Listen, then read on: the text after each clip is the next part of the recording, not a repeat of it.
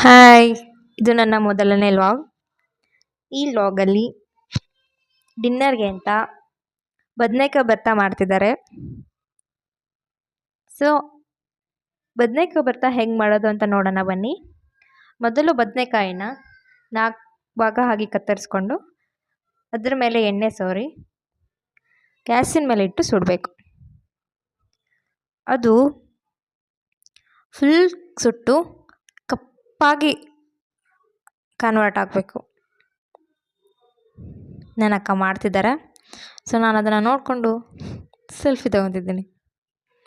ನೋಡಿ, ಈಗ ಅದೆಲ್ಲ ಫುಲ್ ಕಪ್ಪಾಗಿದೆ. ಅದನ್ನು ತೆಗೆದುಕೊಂಡು ಮೇಲೆ ಇರೋದೆಲ್ಲ ಸಿಪ್ಪೆ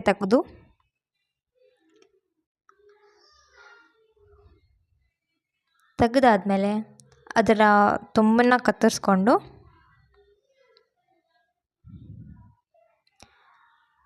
ಅದನ್ನು ಒಂದು ಬೌಲಿಗೆ ಹಾಕ್ಕೊಂಡು ಚೆನ್ನಾಗಿ ಕತ್ತಿಸ್ಕೋಬೇಕು.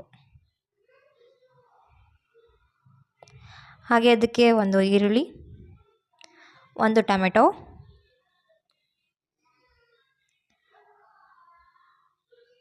ತದನಂತರ 1 ಸ್ಪೂನ್ ಖಾರ, 1 ಸ್ಪೂನ್ ಸಕ್ಕರೆ, 1 ಸ್ಪೂನ್ ಉಪ್ಪು ಹಾಕ್ಕೊಂಡು ಮಿಕ್ಸ್ ಮಾಡ್ಕೋಬೇಕು. ನೋಡಿದ್ರೇ ಬಾಯಲ್ಲಿ ನೀರು ಬರ್ತಾಯಿದೆ. ಸೊ ಇವತ್ತಿನ ಡಿನ್ನರ್ ರೊಟ್ಟಿ, ಬದನೇಕಾಯಿ ಭರ್ತಾ, ದಾಲ್, ಈರುಳ್ಳಿ. ಐ ಹೋಪ್ ಈ ವಿಡಿಯೋ ನಿಮ್ಗೆ ಇಷ್ಟ ಆಗಿದೆ ಅಂದ್ಕೊಂಡಿದ್ದೀನಿ. ಬೇಗ ನನ್ನ ಚಾನೆಲ್ನ ಸಬ್ಸ್ಕ್ರೈಬ್ ಮಾಡ್ಕೊಳ್ಳಿ. Thank you for watching.